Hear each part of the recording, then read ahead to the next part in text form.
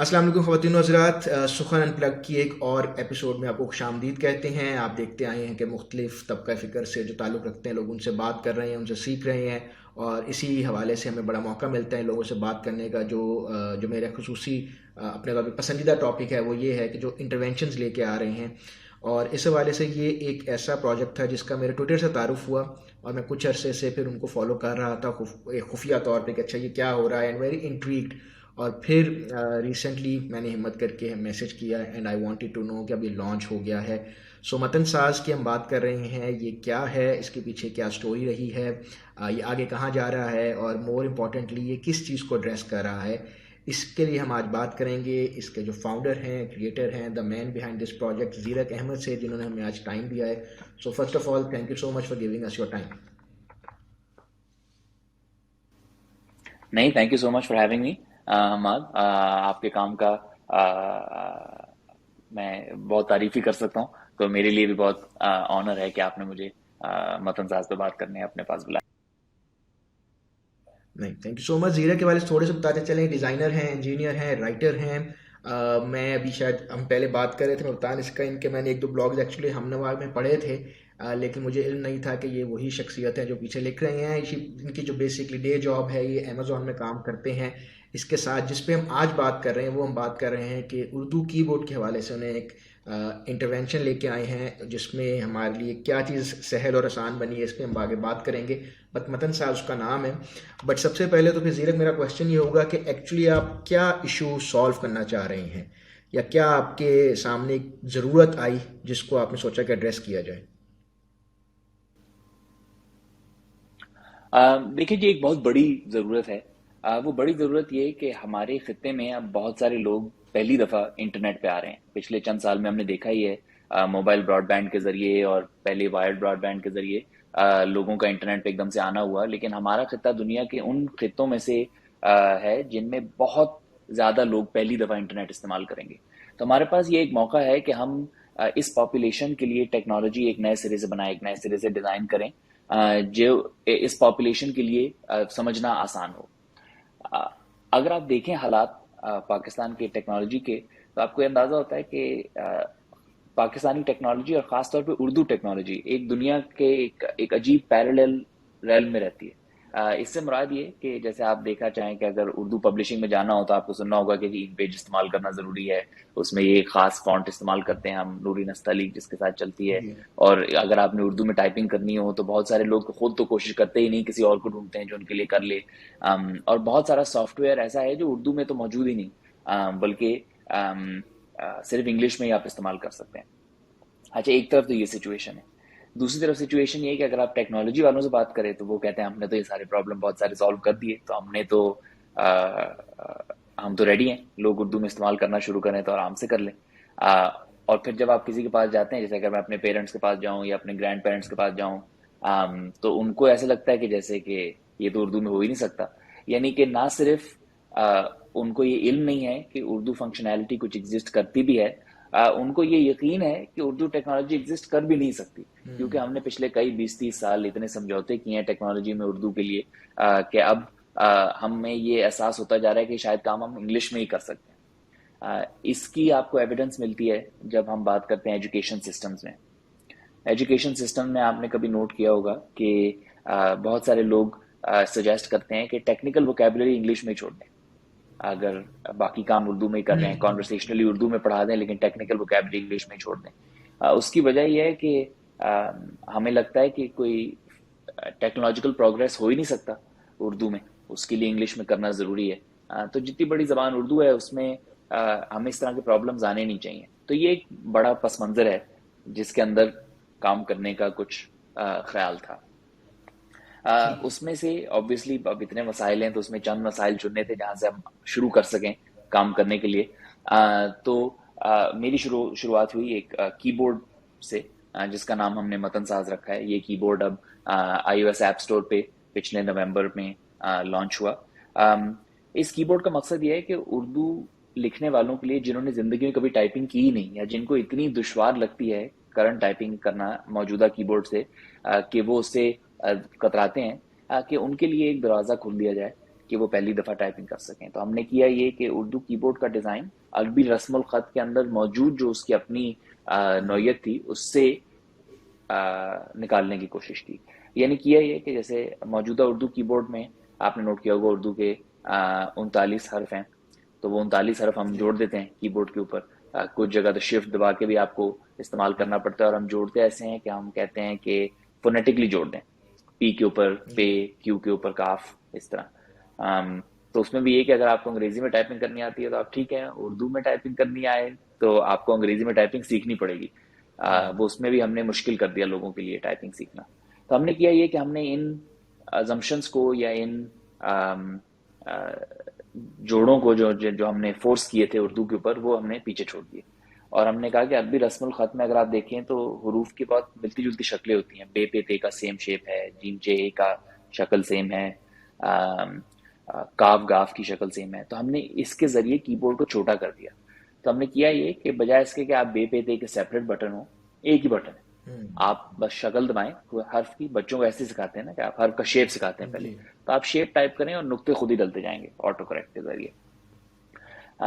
इससे होता ये है कि हमने वो 39 हर्फ जिनको ढूंढना और समझना और दबाना मुश्किल था, उसको हम ले आए 21 बटन पे सिर्फ। तो ये एक बिल्कुल उर्दू टाइपिंग का एक नया तस्वुर है, जो जहाँ तक हमने अभी टेस्ट किया है अपनी ऑडियंस के साथ। तो हमें ऐसा मालूम होता है जैसे कि लोगों की टाइपिंग की रफ्तार और कॉन्फिडेंस वो बहुत बढ़ गई है। तो ये हमारे लिए एक काफ़ी बड़ी बात।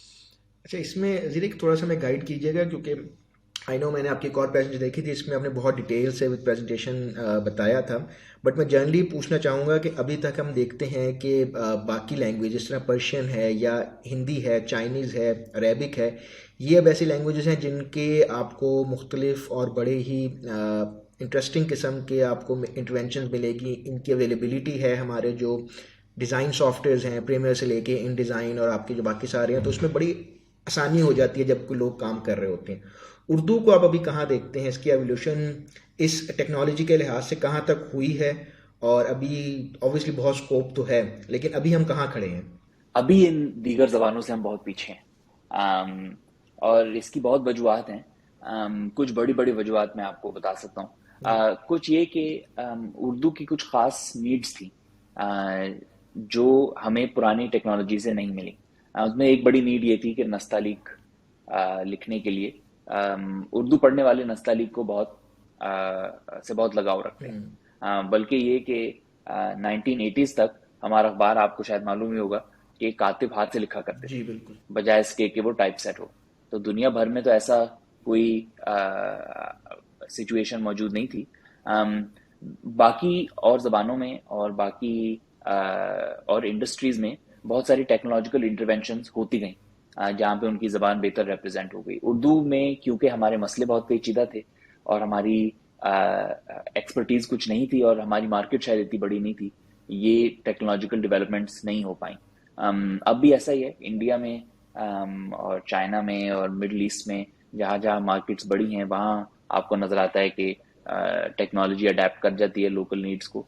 और दूसरा ये कि कुछ लोकल एक्सपर्टीज इन सब खितों में थोड़ी थोड़ी बढ़ती जा रही है, जहाँ अ, हमें कुछ प्रोग्रेस नजर आता है। उर्दू में अभी तक हम इस दुनिया से थोड़ा अनकनेक्टेड हैं, तो हमें कुछ कोशिशें करनी हैं जिसके जरिए हम उर्दू में कुछ बेसिक इंफ्रास्ट्रक्चर खड़ा कर दें, और जो अब टेक्नोलॉजिकल काम हो रहा है उससे कनेक्ट हो जाएं। यानी फारसी में और अरबी में बहुत सारा काम हुआ है जिससे हम उर्दू उर्दू में फ़ायदा उठा सकते हैं। हिंदी में बहुत सारा काम हुआ है जिससे हम उर्दू में फ़ायदा उठा सकते हैं। लेकिन मॉडर्न टेक्नोलॉजी में हम इन सब ज़बानों से अलग हैं। तो हमें अब आहिस्ता आहिस्ता कुछ काम करके अपने आप को इन डेवलपमेंट से जोड़ना है। तो यही इस नज़र से ही हमने ये काम शुरू किया। अच्छा, तो मैं बेसिकली पूछना ये चाह रहा था कि जिस तरह अभी आपने जिक्र किया कि अभी काफ़ी गुंजाइश है और इसको बाकी सारी लैंग्वेजेस को हम फॉलो करते हुए इसमें बेहतरी ला सकते हैं, और इसी तनाजुर में आपने फिर इस प्रोजेक्ट को लेके चले। तो इस प्रोजेक्ट के थोड़े एवोल्यूशन के मुतालिक बताइएगा कि किस तरह इस चीज़ को आपने एड्रेस किया है, और किस तरह बेहतर करने की कोशिश की है। हमें इसके फीचर्स पता चल गए हैं, हमें पता चला है कि एंड रिजल्ट क्या है। तो थोड़ा सा अपनी जर्नी के मुतालिक बताइएगा, इसमें क्या मुश्किलात थी और किन चीज़ों को आप एड्रेस कर सके और क्या अभी करना चाहेंगे। जी, ये प्रोजेक्ट जैसा कि आपने जिक्र किया है, एक मास्टर्स थीसिस के तौर पे शुरू हुआ था। आर्टिफैक्ट क्रिएट करें या एक ऐसा आइडिया सजेस्ट करें जिससे एक बड़े सिस्टम में कोई हमें इंटरवेंशन होती हुई नजर आए। कीबोर्ड चुना ही इसलिए था क्योंकि उर्दू में जैसे मैंने जिक्र किया मसले तो बहुत हैं, आप कहीं से भी शुरू कर सकते हैं, फॉन्ट से शुरू कर सकते हैं, लोकलाइजेशन नीड से शुरू कर सकते हैं, वॉइस से शुरू कर सकते हैं। कीबोर्ड शुरू करने की वजह ये थी कि इसमें हमें बहुत सारा इंफ्रास्ट्रक्चर बनाने का मौका मिलेगा जो हम और चीज़ों में भी इस्तेमाल कर सकते हैं। इसका एक एग्जाम्पल यह है कि फ़ोन में, स्मार्टफोन कीबोर्ड्स में ऑटो करेक्ट एक मौजूद नहीं है। हमारी ज़बान इतनी पीछे है मॉडर्न टेक्नोलॉजी में। ऑटो करेक्ट बनाने के लिए आपको एक डेटा सेट चाहिए होता है। आपने देखा ही है आजकल जैसे ये चैट ऐप्स सब एकदम से दुनिया पर हावी हो गई हैं। इनका अंडरलाइंग जो बेसिस है वो ये कि ये इंटरनेट में बहुत सारा मौजूद उर्दू जब मतन यानी कि टेक्स्ट रीड करते हैं और उससे आहिस्ता आहिस्ता लैंग्वेज में पैटर्न्स आइडेंटिफाई करना शुरू कर देते हैं। अगर आप उर्दू में ये काम करना शुरू करें तो मामला बहुत मुश्किल हो जाता है। मुश्किल इसलिए होता है क्योंकि एक तो उर्दू में पब्लिश टेक्स्ट इंग्लिश के लिहाज से बहुत कम है। इसका एक एग्जांपल ये है कि अगर आप उर्दू में विकीपीडिया का साइज देखें और उर्दू जबान के स्पीकर्स के हिसाब से साइज देखें तो वो दोनों डिसप्रपोर्शनेट है, वो मैच नहीं करते।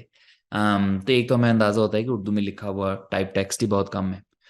दूसरी वजह ये कि ऐसा टेक्स्ट जो बिल्कुल कॉपीराइट फ्री हो वो भी अनक्लियर है जिसको हम इस्तेमाल कर सकें डेटा सेट में।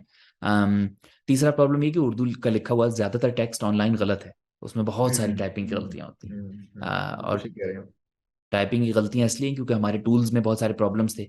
हमारे पास स्पेल चेक नहीं था, हम उसको ग्रामर चेकर्स के थ्रू भेज नहीं सके, हमारी फॉन्ट्स ऐसी थी कि हमें एस्थेटिकली चीज़ें चेंज करने के लिए अगर आप ऑटो करेक्ट सिस्टम बनाना शुरू करें तो आपको इन सारे मसाइल से डील करना पड़ता है। अब मैंने तो इन मसाइल से डील करना था अपना काम करने के लिए, लेकिन अगर कोई और उर्दू लैंग्वेज में काम करना चाहे तो उनको भी यही काम करना था। तो हमने पे किया ये कि एक टीम खड़ी की हार्वर्ड, लम्स और कुछ इंडिपेंडेंट रिसर्चर्स के साथ, जिसने एक ओपन सोर्स डेटा सेट ठीक है। बनाने का करेंगे अपना की सकें। इस डेटा सेट का नाम है मखजन, ये गिटहब पे अवेलेबल है। इस डेटा सेट में किया ये कि हमने 3-4 बड़ी ऑर्गेनाइजेशन से बात की जिनमें हमें ग्रामर में जो उनका अबूर है और उर्दू में जो उनके एडिटोरियल कंसर्न्स हैं वो अच्छे हैं, या अच्छी लिखी हुई उर्दू होगी, सिर्फ वेरी गहरी उर्दू नहीं। तो अच्छी लिखी हुई उर्दू हमने उनसे ली, उनको अपना प्रोजेक्ट समझाया और उन्होंने हमें अपना सारा टेक्स्ट कॉपीराइट फ्री डोनेट कर दिया। इसमें आईबीसी उर्दू, अलमोरिद इंस्टीट्यूट और लम्स के गुरमानी सेंटर शामिल है। इनका टेक्स्ट लेके जो बहुत सारे डिफरेंट फॉर्मेट्स में था उनको हमने एक कॉमन मशीन रीडेबल फॉर्मेट में डाल दिया, जिसमें हमने लाखों की तादाद में गलतियां ठीक की होंगी हाथ से, सॉफ्टवेयर और मैनुअली दोनों मिला के। वो गलतियां हमने ठीक की, टाइपिंग की, हमने इसको मार्कअप किया और हमने उसमें बहुत सारे और भी फॉरवर्ड लुकिंग इनपुट्स डाली। जैसे ये कि हमने हर टेक्स्ट के साथ अटैच कर दिया कि किसने लिखा, कहाँ लिखा, किस टाइम पे लिखा, इसमें हेडिंग क्या है, कोटेड टेक्स्ट क्या है, पैराग्राफ क्या है। इसकी वजह यह है कि अब आहिस्ता आहिस्ता जैसे कि एआई मॉडल्स और कॉम्प्लिकेट होते जाएंगे, तो उनकी खुसूसियात डिपेंड करेंगी उनके अंडरलाइंग डेटा सेट पे। बिल्कुल और ठीक। डेटा सेट में ना सिर्फ आप चाहते हैं कि डेटा सेट की क्वालिटी अच्छी हो, बल्कि आप चाहते हैं कि हमें मालूम हो कि इसमें किस किस्म की इनपुट जा रही है, क्योंकि उससे उसकी आउटपुट डिटरमिन होगी। जैसा कि आप सोच सकते हैं कि अगर कभी आप फ्यूचर में हमें लैंग्वेज मॉडल बनाना हो तो कराची में बोली जाने वाली ज़बान और लाहौर में बोली जाने वाली ज़बान और कोयटा में बोले तो इस मुस्तकबिल का सोच के हमने ये डेटा सेट इतना कॉम्प्लिकेटेड तौर पे बनाया और इसमें हमें कई साल लग गए। हमें लंबा काम होगा। तो हमने ये डेटा सेट बनाया। इस डेटा सेट बनाने के बाद हमने फिर जब अपना कीबोर्ड ऑटो करेक्ट बनाया तो इसको 2-3 साल हम कई 100 लोगों के साथ टेस्ट करते रहे। और हमने बहुत सारी जो इसकी माइन्यूशिया था और जिसको आप कह सकते हैं बारीकियां, उनको टेस्ट किया। और उनको टेस्ट एक तो इस तरह से किया कि एक तो ज़बान ठीक तरह रेकमेंड हो रही है कि नहीं हो रही, लोगों की एक्सपेक्टेशन मीट हो रही है कि नहीं, और दूसरा ये कि सॉफ्टवेयर की क्वालिटी ऐसी हो कि आपको फ़र्क पता ना चले कि जो और ज़बानों में हाईएस्ट क्वालिटी सॉफ्टवेयर अवेलेबल है और उर्दू में जो हाईएस्ट क्वालिटी सॉफ्टवेयर अवेलेबल है उनमें ऐसे ही लगे कि दोनों एक ही स्टैंडर्ड के हैं। हमें अभी तक उर्दू सॉफ्टवेयर में ये नहीं मिलता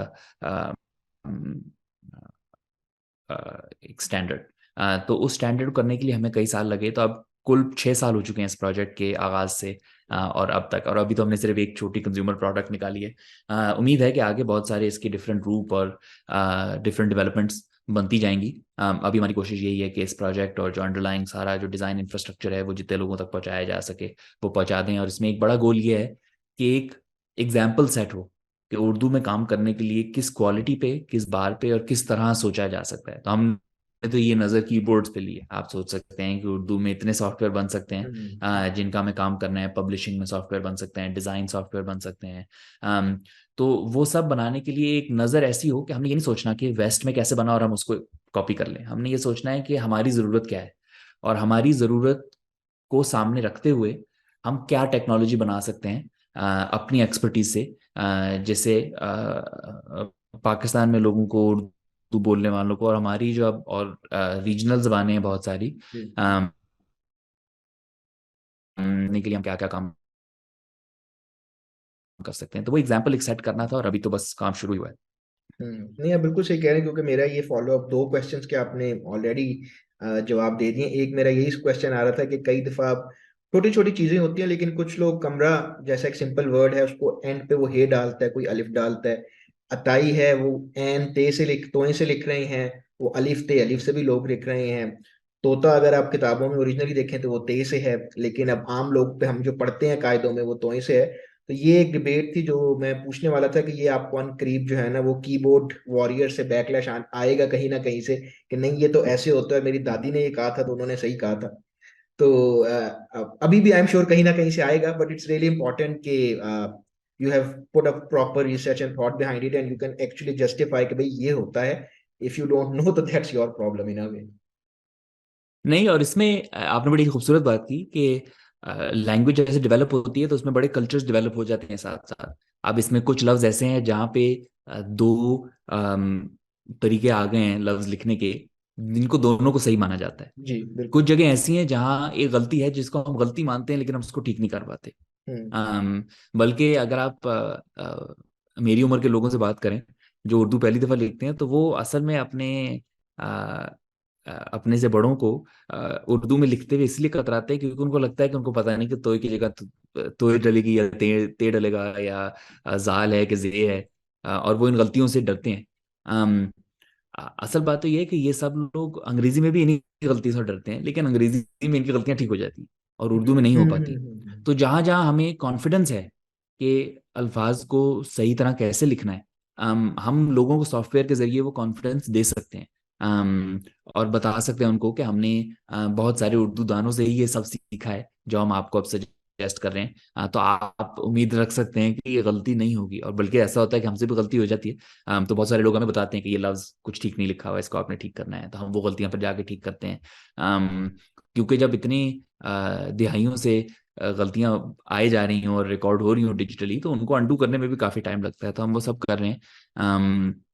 तो आहिस्ता आहिस्ता ये सब चीज़ें बढ़ती जाएंगी। इसमें दो बड़ी इंटरेस्टिंग स्टोरीज हैं। जी एक स्टोरी ये कि लोग जब पहली दफ़ा कीबोर्ड इस्तेमाल करते हैं तो वो सबसे पहली चीज़ करते हैं कि अपना नाम लिखते हैं। तो हमने बड़ी कोशिश की कि हमने लोगों के नाम कोशिश किया है कीबोर्ड को पहले से सिखा दें। एक बड़ी छोटी सी बात है, लेकिन अगर ये कोई और वेस्टर्न दुनिया में हमारे लिए सॉफ्टवेयर बनाता है या किसी और कल्चर से हमारे लिए सॉफ्टवेयर बनाता, तो ये सारे नाम उसमें मौजूद ना होते। कहने का मकसद ये कि लोग अपनी टेक्नोलॉजी में और अपने इर्द गिर्द जो चीज़ें हैं उसमें अपनी पहचान ढूंढना चाहते हैं किसी तरह, या अपना नाम ढूंढना चाहेंगे या अपनी सकाफत का कोई हिस्सा ढूंढना चाहेंगे। ये सब रिस्पेक्ट और ये सब कुछ ये सब निशानियां छोड़ना अपने काम में, ये वही लोग कर सकते हैं जो उस सकाफत को समझते हो। यानी कि इसमें ये ज़रूरत जाहिर होती है कि अ, हमें अपने ही कल्चर में कुछ अब टेक्नोलॉजिकल एक्सपर्टीज क्रिएट करनी है इस कल्चर को बेहतर रिप्रेजेंट करने के लिए, जो अभी हमारे पास नहीं है। हमारी टेक्नोलॉजिकल एक्सपर्टीज बहुत पीछे है। तो हमें वो सब लोगों को ट्रेन करना है, ट्रेनिंग देनी है, और ये काम ऐसा है कि ये ओनरशिप पाकिस्तान में ही रखनी है इस तरह की कि इस काम की जो स्पिरिचुअल ओनरशिप है और जो एक्सपर्टीज है वो पाकिस्तान में बढ़ती जाए। अम, जी। जी दो कहानियां मैंने आपको कहा था, एक मैंने सुना दी, जी। दूसरी दोबारा जहन में आती है सुना दो।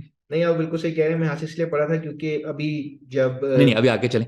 मैं जी, हाँ तो हाँ मुझे इसलिए याद है क्योंकि मैं असल में एंड्रॉयड यूज़र हूँ, तो मेरे पास फौरी जब मैंने डाउनलोड करना चाहा तो मुझे एक्सेस नहीं मिला। तो फिर मैं अगले दिन ऑफिस गया तो मुझे दोस्त दिखा रहा कि ये देखो मैंने नया आईफोन लिया है। मैंने कहा अरे लाओ दिखाओ। कहता क्या करना है, कैमरा चेक करना है? मैंने कहा नहीं, मैंने एक ऐप डाउनलोड करनी है। कहते यार कौन सी ऐप है, अभी तो मैंने लिया है। मैंने कहा रुक जाओ। खैर मैंने वो किया। तो उसके बाद अब मैंने ट्राई करना था।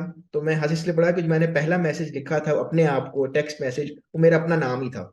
क्योंकि वो जिस तरह आपने बिल्कुल सही कहा है कि जब हम अपना नाम, एटलीस्ट हर बंदे को उसके स्पेलिंग उर्दू में सही आते हैं, तो वो कहते हैं कि कोई और लफ्ज लेके हम रिस्क ले ना लें, अपने नाम से कम शुरू करते हैं तो पता चलेगा।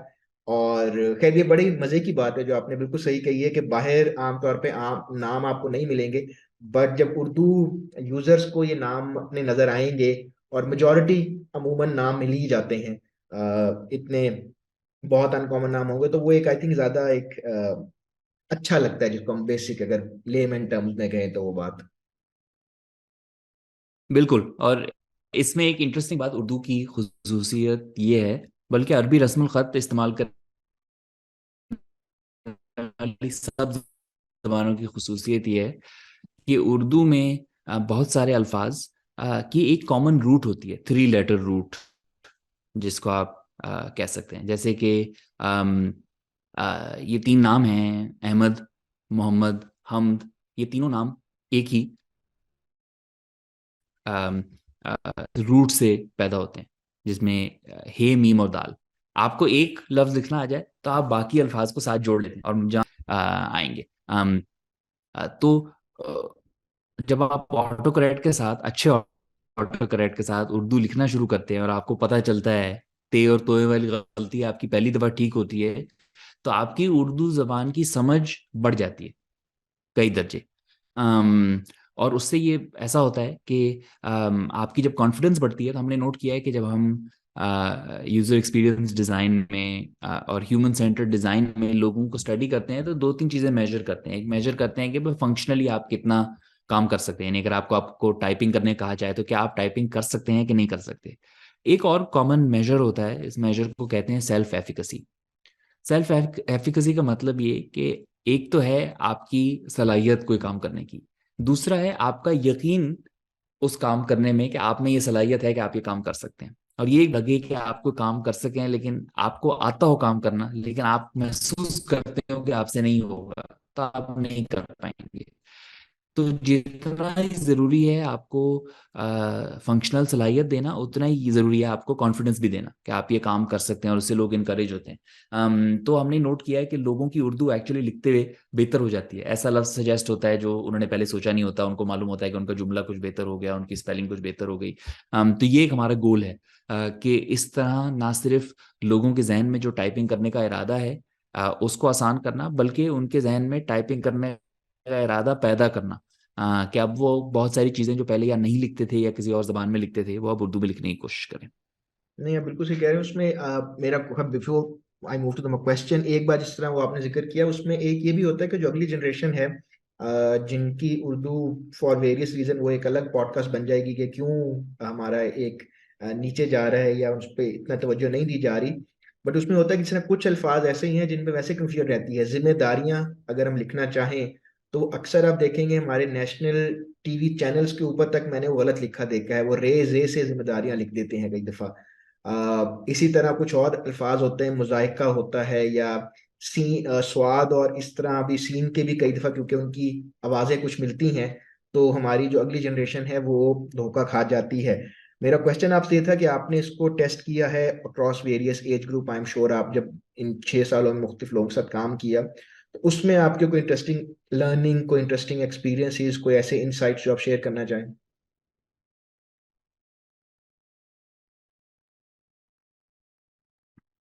जी, इंटरेस्टिंग बात यह है कि बहुत सारे लोगों के एक्सपीरियंस बड़े मिलते जुलते हैं, खास तौर पे बूढ़े लोग और बच्चों के, क्योंकि वो टेक्नोलॉजी को एक ही नज़र से देखते हैं। हम जब उर्दू में टेक्नोलॉजी क्रिएट करते हैं तो 2 ग्रुप हैं। एक ग्रुप ऐसा है जिसने मौजूदा टेक्नोलॉजी में अपनी आदत पक्की कर ली है, यानी कि मॉडर्न जो मौजूदा है इन पे अ, आदत पक्की है, हाथ उनका सेट है, वो लिख पाते हैं। एक ये ग्रुप है। और एक ग्रुप ऐसा है जिसने कभी अ, कोशिश ही नहीं की, वो कर ही नहीं पाए। उनको पहली दफा उर्दू लिखने का मौका मिल रहा है। जिन लोगों को पहले ही उर्दू लिखने की आदत है उन तक पहुंचना आसान है, क्योंकि वो पहले से ही ये सब चीज़ें ढूंढ रहे हैं, टेक्नोलॉजिकली वो केपेबल हैं। लेकिन उनके लिए ये चेंज एक्चुअली ज़्यादा मदद है। तो हमने ये किया कि जैसे फोनेटिक कीबोर्ड है, उसूलन तो उसमें कुछ प्रॉब्लम नजर आते हैं, लेकिन जिनको आदत है, अच्छा है कि वो लिखते जाएं। तो मतन साज में एक फोनेटिक कीबोर्ड की ऑप्शन भी है कि आप ऑटो करेक्ट इस्तेमाल करना चाहें, लेकिन अगर आपको फोनेटिक कीबोर्ड की आदत है तो उसमें लिखते जाएं। लेकिन जो लोग ही उन्होंने लिखा ही नहीं, उन तक पहुंचना ज्यादा मुश्किल है। वो अपनी नजर खुली नहीं रखते अम, इन नए सॉल्यूशंस के लिए। तो ज़्यादा जो मुश्किल काम हमारे लिए रहा है वो यही, हमें बहुत सारी कहानियां मिली और अपने स्टूडेंट से कहते हैं उर्दू में कुछ लिखने की कोशिश करें तो वो डर जाते हैं। अम, तो अब हमें कोशिश ये करनी है कि इन लोगों को रीच आउट करके और ख़ास तौर पे उनको कहें कि अब आपके क्या मसले हैं जिनको हम ठीक कर सकते हैं, कैसे आसान कर सकते हैं। हमने इसमें एक और बड़ा मज़ेदार फीचर इंट्रोड्यूस किया मतन साज में, जो शुरू में हमें उम्मीद थी कि इससे लोगों को बहुत फ़ायदा होगा। वो फीचर ये है कि अ, अरबी रस्मुल ख़त में अल्फाज जुड़ते हैं लफ्ज़ों में, और जुड़ने के बाद अपनी शक्ल भी बदल लेते हैं। तो हम तोड़ जोड़ बचपन में जैसे करते हैं तो हमें अल्फाज तोड़ने और जोड़ने आते हैं। तो हमने ये किया कि कीबोर्ड में बजाय इसके कि लफ्ज़ की अलहदा सूरत नज़र आए, आप जब टाइपिंग कर रहे हैं तो लफ्ज़ की वो सूरत नज़र आए जो हर्फ की वो सूरत नज़र आए जो लफ्ज़ में आएगी। यानी कि अगर पहले आपने मीम लिखा है और अब आप बे लिख रहे हैं तो बे अलहदा नज़र ना आए कीबोर्ड पे, बल्कि बे ऐसे नजर आए जैसे मीम से जुड़ के आएगा। उससे कुछ फायदे हैं। एक फायदा ये है कि आपको पता है कि टाइपिंग की गलती अगर होने वाली है तो आप लफ्ज का शेप बदलने से पहले आप पकड़ लें और आपको मालूम हो जाए कि कहाँ जा रहा है। और दूसरा ये कि उर्दू सीखने वालों के लिए आसानी हो जाए। जैसे कि बहुत सारे लोग कंफ्यूज हो जाते हैं कि लफ्ज के बीच में छोटी आती है कि बड़ी आती है, अगर आपने ये डालना हो तो वो लोग नहीं समझ पाते, तो उनको देखने में आसानी हो जाएगी। हमने ये नोट किया कि ये फीचर असल में यूजफुल था जो पहली दफ़ा उर्दू सीख रहे हैं उनके लिए, स्पेशली एडल्ट्स जो बाहर के मुल्कों में पहली दफ़ा उर्दू सीख रहे हैं, जिन्होंने कभी अरबी रस्मुल ख़त देखी ही नहीं। तो उनके लिए इस फीचर से एकदम से एक नई चीज़ उभर जाती है। जिनको आदत है वो वैसे ही चलते रहते हैं। तो ये भी मालूम हुआ कि बहुत सारी ऑडियंसेस ऐसी हैं जिनके लिए ख़ास चीज़ें बनानी पड़ेंगी। मेरे ख्याल से लोग भूल जाते हैं आमतौर पे कि पाकिस्तान में कितने लोग हैं और इनकी ज़रूरियात कितनी फ़र्क है। हाँ, 200 मिलियन लोग हैं। इन सब के लिए सिर्फ एक टेक्नोलॉजिकल सोल्यूशन राइज करना, ये भी कोई बात ठीक नहीं लगती। आप चाइना में देखें अगर, कि चाइना में टाइपिंग कैसी होती है, तो बहुत सारे मुख्तलिफ तरीके हैं जिसमें चाइनीज़ लोग टाइपिंग करते हैं और उनको आदत है और वो लिख पाते हैं। लेकिन उसमें होता ये कि अंडरलाइन जो ज़बान है जिससे वो कम्युनिकेट कर पाएँ, उस पर जोर है, मेथड्स पे इतना जोर नहीं है। तो हम भी यही कोशिश करेंगे कि मेथड्स ऐसे ईजाद करते हैं जिससे लोगों के लिए आसानी बनती जाए। डिफरेंट लोगों को डिफरेंट नीड है, उनके लिए चीज़ें आसान करती जाएं। तो अभी तो हमने जैसे कि डिफरेंट एज ग्रुप्स और डिफरेंट शहरों के लोगों के साथ टेस्ट किया। अब उम्मीद यह है कि ऐसे लोगों तक अब ऐसी टेस्टिंग भी करनी है कि जो जिन लोगों की ज़बान, मादरी ज़बान उर्दू नहीं है और वो कोई और ज़बान भी साथ बोलना चाहते हैं, वो आगे इसको कैसे लेके जाना चाहेंगे। यानी अगर आप उर्दू और पंजाबी साथ लिख रहे हैं या उर्दू और सिंधी साथ लिख रहे हैं तो उसको कैसे डेवलप करेंगे। हमारी नज़र इस पे है, लेकिन ये मसला बहुत बड़ा है, तो इसको आहिस्ता आहिस्ता देखना। मैं कहता नहीं, पहला कदम तो आपने जो है वो उठा लिया है, विच जो कहते हैं बारिश का पहला कतरा बड़ा जरूरी होता है। मेरा अब जो सवाल है, और मैं सेल्फिश होकर पूछ रहा हूँ, वो ये है कि मुझे एंड्रॉयड पे आप ये कब दे रहे हैं, क्योंकि मेरे पास आईफोन नहीं है। सो मैं एहतजाज करता हूँ 220 मिलियन में से कम 210 मिलियन के बिहाफ पे। आप यकीन करें कि ये सवाल वो सवाल है जो मुझे सबसे ज्यादा मैंने सुना है मतन साज के लॉन्च के बाद। कोई तारीख का वादा करना तो अभी मुमकिन नहीं है, लेकिन जरूर एंड्रॉयड पे उर्दू लिखने वालों की बातें मैं सुन रहा हूँ। हमने आईफोन पे जो शुरू किया था उसकी वजह क्या है वो मैं समझा देता हूँ, क्योंकि ये बात तो बहुत क्लियर है कि एंड्रॉयड पे पाकिस्तान में खास तौर पे, बल्कि शायद ग्लोबली भी उर्दू बोलने वाले लोग शायद एंड्रॉयड पे ज्यादा हों। आईफोन पे शुरू करने की वजह ये थी कि आईफोन का जो बिल्ट इन उर्दू कीबोर्ड है वो एंड्रॉयड से कई गुना पीछे है।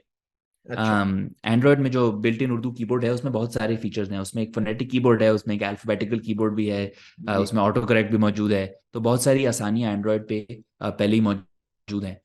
आईफोन पे तो ऑटो करेक्ट तो दूर की बात, हमारे पास तो जो फोनेटिक कीबोर्ड है उसमें भी शिफ्ट दबा के आपको हरूफ पे जाना पड़ता है, कुछ हरूफ अभी भी शिफ्ट के पीछे हैं। तो उम्मीद ये थी कि अगर कोई बड़ा चेंज ला रहे हैं तो ऐसे प्लेटफॉर्म पे लाएं जहां पे लोगों को एक बहुत ज्यादा इम्पैक्ट नजर आएगा उसका, वहां से शुरू करें, वहां से टेस्टिंग करें, वहां से हम फीडबैक लेके और फिर आगे जाएं। तो यही इरादा था। और हमारी एंड्रॉयड ऑडियंस की बातें मैं जरूर सुन रहा हूँ और कोशिश जारी है। अच्छा, इसमें एक और बताइएगा कि इस जो आपका प्रोजेक्ट है, जिस तरह हमने बात की, बहुत सी पॉसिबिलिटीज हैं, बहुत सी नीड भी हैं। सो अगेन, जिस तरह आपसे मेरी जब शुरू में बात भी हो रही थी, तो I am one of those people जिसके रूटीन में काम होते हैं कि कभी मैं गूगल डॉक्स पे काम कर रहा हूँ, कभी कोई डिजिटल पोस्ट पे काम कर रहा हूँ, क्योंकि पब्लिक हेल्थ में होते हुए और अवेयरनेस पे आपने काम करना है। तो अगर आप उर्दू के थ्रू लोगों को रीच आउट नहीं कर रहे पाकिस्तान जैसे मुल्क में, तो वो ज्यादती है कि आप एक नीश को एड्रेस कर रहे हैं सिर्फ। तो उस तरह में मैं पूछना चाह रहा था कि जिस तरह हमारे कल को ये सॉफ्टवेयर हैं, इन पेज वगैरह हैं, या हमारे जो अपने नॉर्मल कीबोर्ड्स हैं, इन सब पे इनकी यूटिलिटी, अगेन एक बहुत लॉन्ग टर्म का क्वेश्चन है, कितनी आसान हो सकती है? आपको लगता है ये इजीली कन्वर्टेबल होगा, या आप उसको चलें इजीली छोड़ें, कन्वर्टेबल फॉर्म में देख रहे हैं? उस उन पॉसिबिलिटीज को आप किस तरह देखते हैं जब भी हो ये? जी बिल्कुल, ये सब पॉसिबल है और ये सब होना बहुत ज़रूरी है। तो मेरी नज़र है इन सारे मसाइल पे। यानी ये कि जिस तरह आसानी से आप इंग्लिश में गूगल डॉक लिख के और एक लेजिबल फॉर्मेट में किसी को भेज सकते हैं, उर्दू में भी ये काम करना ना सिर्फ मुमकिन है बल्कि बहुत जल्द मुमकिन होना चाहिए। अभी मसाइल हैं, लोगों को बहुत मसाइल आते हैं। शायद इसी पे भी हमारी कुछ बातचीत हुई रिसेंटली कि मैं कुछ रिसर्च कर रहा था ऑनलाइन लोगों से उनके मसाइल समझने के लिए। बड़े कुछ कॉमन मसाइल सामने आए। एक तो ये कि अच्छी नस्तलीक में लिखना, नस्तलीक में ऐसे लिखना कि वो पढ़ा जा सके, क्योंकि जो नॉट डिफॉल्ट फॉन्ट साइज होते हैं उसमें नस्तलीक में आप बहुत ज़्यादा हरूफ को नुमाया तौर पे नहीं देख सकते। तो नस्तलीक को अच्छी तरह लिखना। फिर उसमें बाई डायरेक्शनल टेक्स्ट के मसले, यानी अगर आप उर्दू लिखते हुए अंग्रेजी टेक्स्ट का कोई लफ्ज लिखना चाहते हैं तो उसमें बहुत मसले हो जाते हैं, लोगों को वो हैंडल नहीं हो पाते। उसके बाद ग्रामर करेक्शन और स्पेल चेक, ये तो दूर की बात, यानी कि उर्दू की गलतियां ठीक हो जाना और उसमें आपकी सॉफ्टवेयर आपकी उर्दू बेहतर कर दे। ये सब टेक्निक्स जिनको हम और ज़मानों में सीखे हैं, इनको उर्दू में लाना बिल्कुल कोई इम्पॉसिबल काम नहीं है। इसमें सिर्फ हमें टाइम और कुछ इंफ्रास्ट्रक्चर और टीम खड़ी करनी है। मेरी नज़र है इन मसाइल पे। हमने एक बहुत बड़ा मसला अभी तक, हमें एक बहुत बड़ा हर्डल क्रॉस किया है, एक पहली कंज्यूमर प्रोडक्ट बनाई। जैसा मैंने आपको जिक्र किया मखजन का जो हमारा डेटा सेट है, जी। आप अंदाजा कर सकते हैं कि जिस डेटा सेट से एक ऑटो करेक्ट सिस्टम खड़ा होता है, उसी डेटा सेट से और डिफरेंट लैंग्वेज टूल्स भी खड़े हो पाते हैं। बिल्कुल सही। अम, और हमने ये काम इस नज़र से किया कि या कोई और इस इंफ्रास्ट्रक्चर को लेके आगे बढ़ता जाएगा और ये इंफ्रास्ट्रक्चर हम शेयर करते जाएंगे। जैसे अब पाकिस्तान में बहुत हुई हैं सॉफ्टवेयर कंपनीज, तो खैर कब से हैं, लेकिन अब कुछ नई स्टार्टअप्स भी जिन्होंने फॉरेन फंडिंग लिया है। इन कंपनीज की नज़र है पाकिस्तानी ऑडियंस के लिए सॉफ्टवेयर बनाने के लिए, और ये कंपनीज बहुत इंफॉर्मेशन शेयरिंग करेंगी। यानी कि जिस तरह वो लोकलाइज करते हैं, जो ज़बानें इस्तेमाल करते हैं, जो डिज़ाइन टेक्निक्स इस्तेमाल करते हैं, तो उम्मीद ये है कि अब हम सब जो लोकल एक्सपर्टीज़ है वो मिलके अपना एक्सपीरियंस शेयर करते जाए। तो जैसे हमसे कोई अगर पूछता है कि उर्दू में वेबसाइट बनाने की बेस्ट प्रैक्टिसेस क्या है, तो हमने मतनसाज वेबसाइट पे कई महीने लगा के उसमें एक ऐसी प्रेजेंटेशन क्रिएट की है जिससे आप उर्दू में या इंग्लिश में उसको अच्छी तरह वेबसाइट को देख सकें। वही सारे टेक्निक्स अब आप कोई और वेबसाइट बनाएंगे तो आपको इस्तेमाल करने होंगे, तो हम शेयर करते हैं और कॉलीग से और प्रोफेशनल से। तो उम्मीद यही है कि आहिस्ता आहिस्ता जैसे कि ये काम और लोगों तक पहुंचेगा और लोग उसका इम्पैक्ट देखेंगे, तो हम ये टेक्निक्स शेयर करते रहेंगे और एक दूसरे से सीखते रहेंगे। और फिर उम्मीद है कि इससे नई कंज्यूमर एप्लीकेशंस, जो हमारा एंड गोल है कंज्यूमर और प्रोफेशनल एप्लीकेशंस, वो और बनती जाएं। तो 6 साल में ये एक तो हो गई, लेकिन उम्मीद है कि अगली के लिए 6 साल इंतजार नहीं करना पड़ेगा। तो हम इसी उम्मीद से चल रहे हैं। नहीं, बिल्कुल इसी उम्मीद वाले नोट पे हम करते हैं। But before I wrap up, lastly अगर कोई आपके पास, जिस तरह आपने बात की, एंड मुझे ये बात बहुत अच्छी लगी है कि कोलैबोरेशन और मिलके आगे चलने की आप बात कर रहे हैं, क्योंकि एक चीज जो नॉट जस्ट टेक की या कंज्यूमर प्रोडक्ट्स की, कई दफा होता है कि हम सबको वो कहते हैं 1.5 इंच की मस्जिद बनाने का शौक हो जाता है कि हम इस चीज के फाउंडर हैं और मुझे इससे इस चीज को इस मेरे से बेहतर कोई नहीं जानता। बट कलेक्टिव फायदा तभी है अगर हम सब इकट्ठे आगे बढ़ें और एक दूसरे का करें। तो इसी में पूछना चाहूंगा कि अगर कोई आपको रीच आउट करना चाहता है, कोई आइडिया चाहिए, कोई हेल्प चाहिए, तो उसका क्या प्रोसेस होगा? जी, बहुत सारे लोग करते हैं और मुझे उम्मीद है कि और भी लोग करें।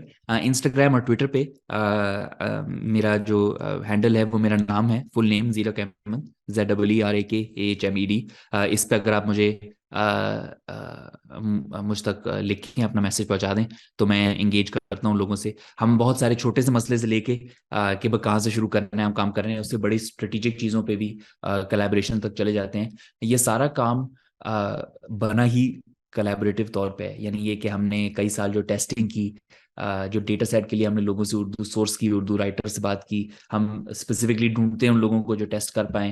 वेबसाइट पे जो हमने फॉन्ट्स इस्तेमाल किए हैं, ऐप में जो फॉन्ट्स इस्तेमाल किए हैं उनको प्रेजेंट करने के लिए, उसमें सही जबान चुनने के लिए, ये सब एक्सपर्टीज बहुत से लोगों के पास है, जिनको जोड़ के ही ये कुछ काम प्रेजेंट हो पाया है। तो उम्मीद यही है कि अगर कोई इस काम में इंटरेस्टेड है, जिनके पास एक्सपर्टीज है या नहीं भी है लेकिन वो काम करना चाहते हैं, वो प्लीज़ ज़रूर मुझ तक पहुँचे। और अगर मैं उनकी मदद नहीं कर पाता तो मैं और लोग ढूंढूंगा जो उनकी मदद कर पाएँ, और फिर हम होपफुली कोई जैसे कह सकते हैं शेयर्ड इंफ्रास्ट्रक्चर बना पाएँ, और इस काम को आगे लेके चलें। बिल्कुल इंशाल्लाह वज़ीर, इसमें मेरी आपको बिल्कुल ऑफर है। मैं किसी कदम पे किसी तरह आपका कोई हाथ बटा सकता हूँ, कोई छोटा सा रोल प्ले कर सकता हूँ, तो आप ज़रूर बताइएगा। और इस प्रोजेक्ट के लिए देख के बहुत खुशी है। मेरा आपको कुछ हमारी बात हुई भी थी, मेरा पर्सनल इंटरेस्ट भी उसमें ऑलरेडी है। So I am personally invested in this progress, if it's progress, and इंशाल्लाह इट विल हैपन।